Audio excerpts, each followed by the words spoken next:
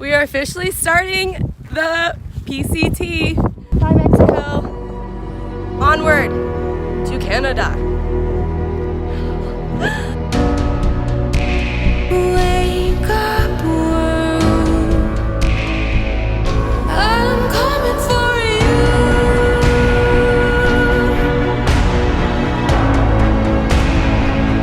I'm coming for you.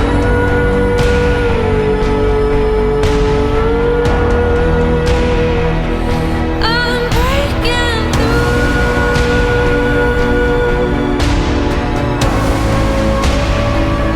I'm coming for you.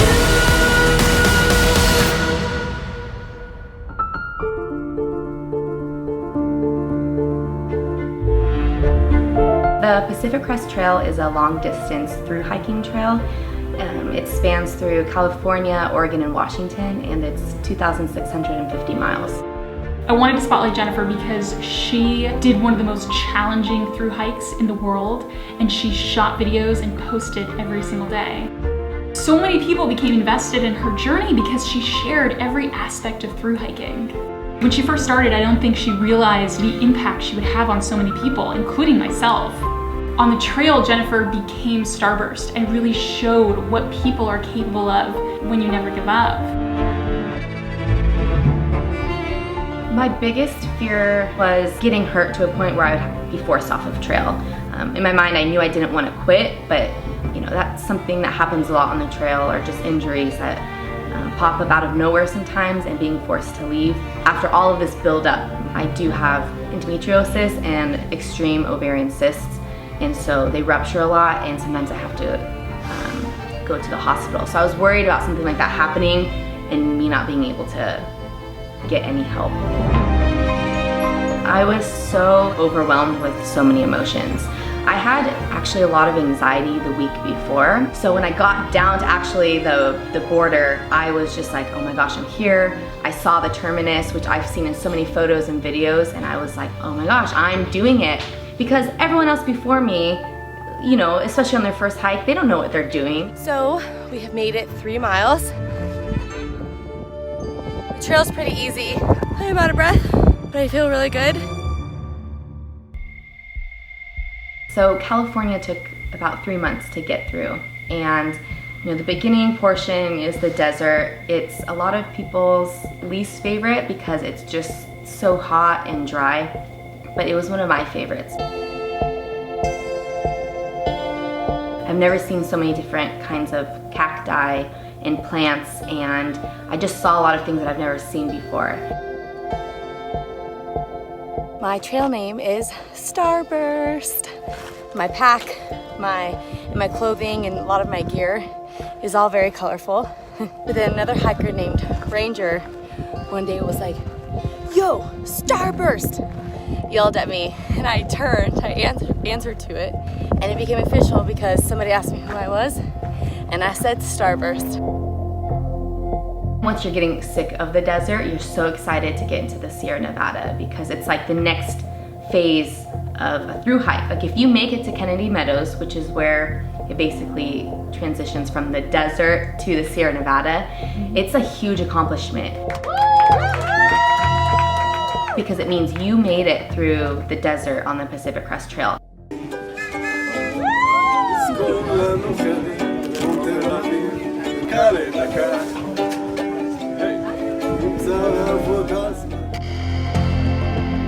The Sierra Nevada is just beautiful. You're faced with different challenges, like possibly snow, a lot of stream crossings that could be potentially very dangerous. Okay, I'm at 12,700 feet and starting to feel a little nauseous. I'm still having a blast though. This is just the most beautiful thing. So Mount Whitney is a highlight for most hikers. It's 14,505 feet high.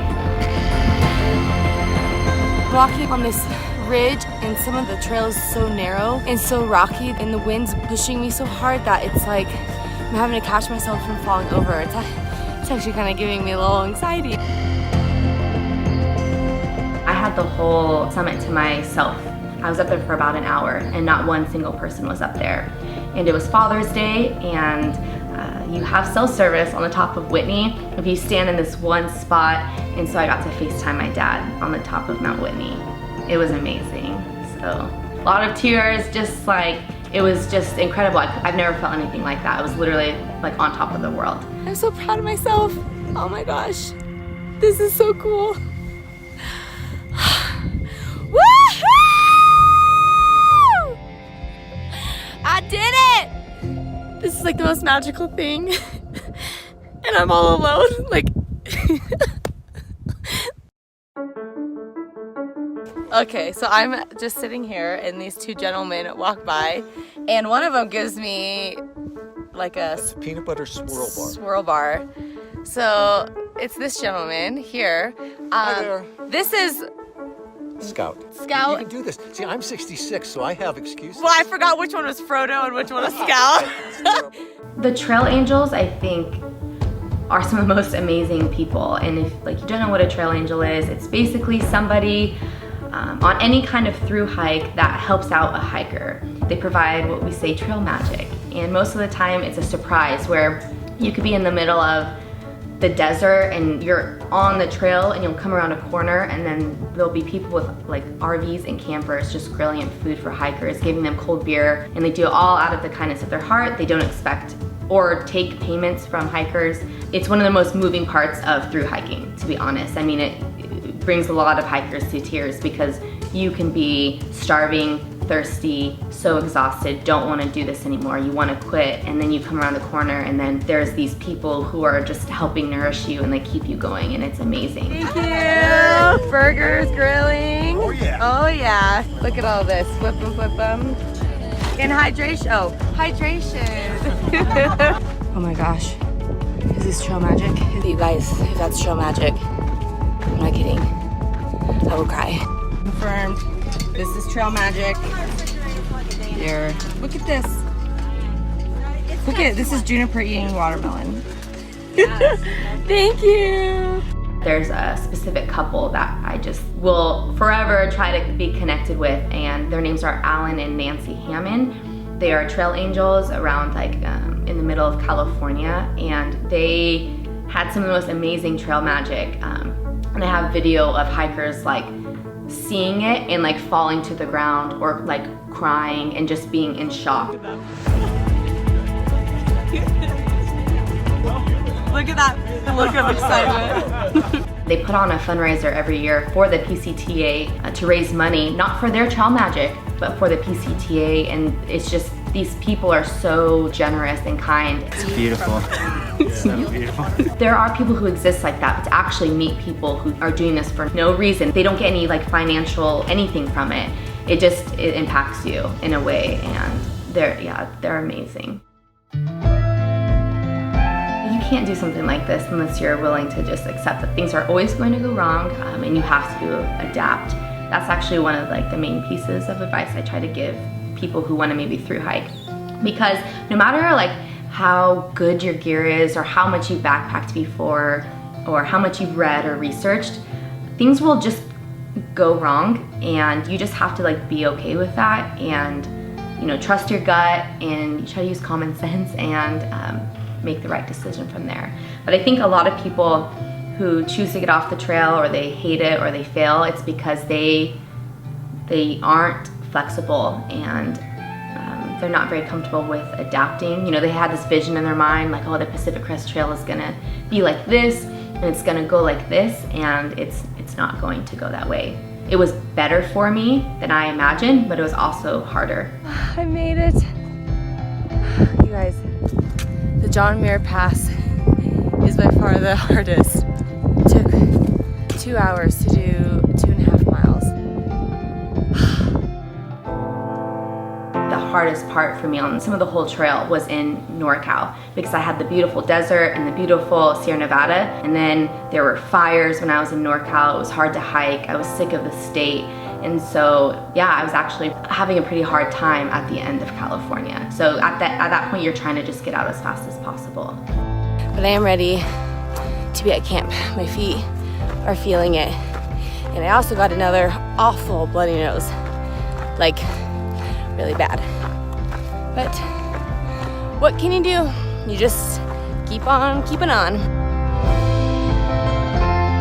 I really learned more about myself while hiking, but you have to do that on your own. You can't do that while talking to people and hiking. You have to be alone, you have to work through it. A lot of experiences that I also had, like with maybe seeing something beautiful, was almost somewhat more special when I was alone because I felt like it was mine. But then there's fears about, you know, being alone. Like what if something happens and I need help?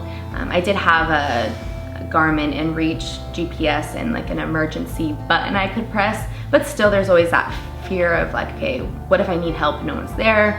A lot of animals, you know, like bears or mountain lions, that kind of thing's always a little freaky. I camped alone a good amount, especially more towards the end, but it doesn't matter like who you are. If you're camped alone and you hear like twigs breaking and you know that something's outside your tent, there's always that little, oh God, I wish someone was here. Well, you gotta love it when a little bear cub is walking towards you. Oh gosh. So I like came out of Mount Shasta and I come around a corner and then there's a little bear cub just, you know, walking the trail but the opposite way, and I freeze because my first thought is, where's the mom? It's a cute little guy. I was just waiting for the mom to like just dive off and fly off of the cliff and attack me, but that didn't happen.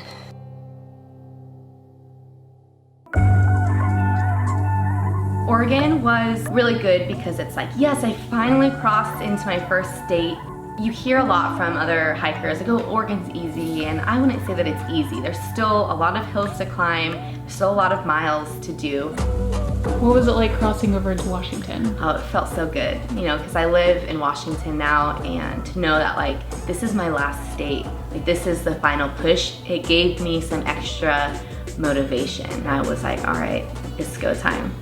Like, you know, you feel like this is the final push, like I'm actually gonna do it. Like I can actually finish the Pacific Crest Trail. Okay, we've been given instructions to cross the bridge and come into oncoming traffic, single file. So, here we go. I'm in Washington, woohoo! Back on trail. It's made me realize how important it is to just do those crazy, wild things that you have going on in your head. Like I honestly just was like obsessing over the Pacific Crest Trail, and I just went and I just did it. I made a decision and I just did it, and it was amazing. And so trying to carry that into the rest of my life with whatever it is, just to understand that you can make decisions and they can be wrong, but it's okay. You just like, you work with it, and not to be scared of having some crazy ideas, because there's other people who have the same kinds of ideas and we need that. Like that's where we get a lot of our adventure and excitement and happiness from life. And so for me, it just has made me even more bold with what I want from the rest of my existence on Earth.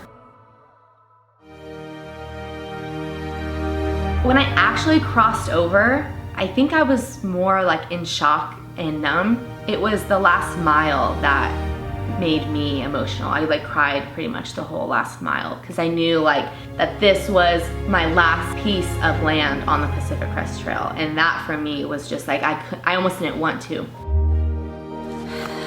Okay, everyone, I am in my final mile, and I'm starting to cry already, which isn't good, man. I still got a mile to go. It was too hard to comprehend my emotions and realize what I just did. It was like so much. I didn't really understand like what I had just done for those 5 months. You know, wanted to say before I, cross the border and finish my hike that, yeah, this has been the most incredible experience, and just the people I've met and the obstacles I've overcome has literally changed me. This is hard, everybody. Like, much harder than I ever thought, that I ever expected. I didn't realize it was gonna be like this, but I'm so thankful it was. this has been the most perfect ending to the most amazing adventure. And I'm really sad, but I'm also so happy that I did this, that I just had this like fantasy and this dream, and I just went for it. And I'm just like amazed at where I'm at in my life. And oh gosh, I just hope all of you find some fulfillment in your life the way that this trail has fulfilled me. All right, I'm only minutes away from Canada. Finally, thank you again, and happy trails. Oh my goodness.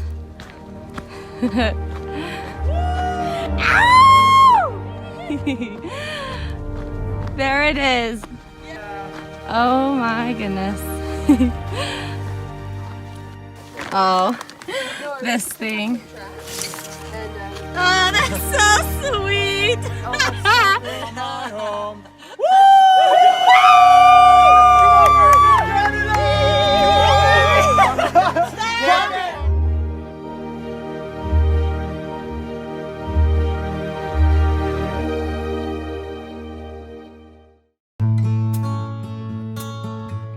I think you just meet so many different walks of life. It's similar to traveling. I feel like you just become more cultured and more accepting of different people and their ways, and even as simple as walking, which is what thru hiking is. You just have a pack on and you're hiking. People still do things so different, and I think it just helps people understand like we're all different. We all don't like the same things and we don't believe in the same things. We all have different styles, and you just can still like live in harmony. It just kind of helps you see that we're all human and we all are fearful and we all, you know, have insecurities, and so it's like not to be so hard on ourselves and other people. Time goes by so quickly, and the trail gave me more life in those 5 months than I've experienced pretty much my whole life. Like there's no words really to put into like how amazing something like this trail is. Thank you so much for all your support and joining me along on this journey that I'm going on. And I just want to say that the more I do things like this, the more I love myself. If you accomplish something and you are filled with joy and you are proud of yourself and whatever, like keep doing it and don't stop, because I really truly believe that gratitude and like self-love like is some of the most important things that we can have in life. It's great when others love us, and it's so great when others are proud of us, but really like being proud of yourself and loving yourself just makes you like a force of nature.